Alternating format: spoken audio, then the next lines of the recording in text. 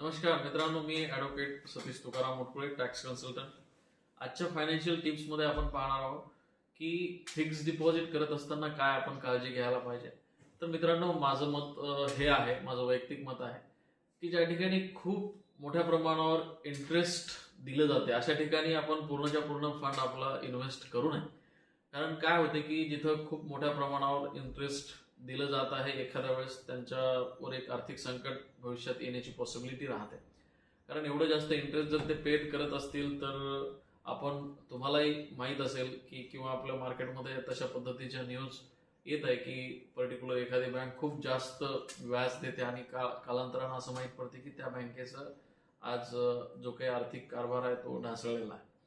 त्यामुळं इन्व्हेस्ट करत असताना आपला जे काही पोर्शन आहे तो वेगवेगळ्या बँकामध्ये असावा. नॅशनलाइज बँकेमध्ये असला तर फारच चांगलं.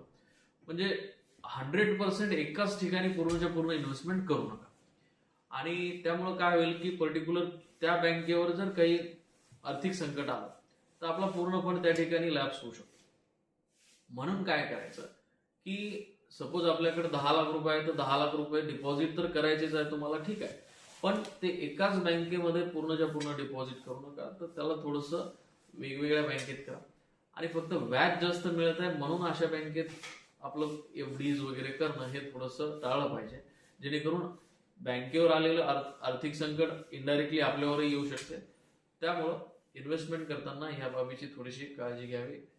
आजच्यासाठी एवढंच. धन्यवाद.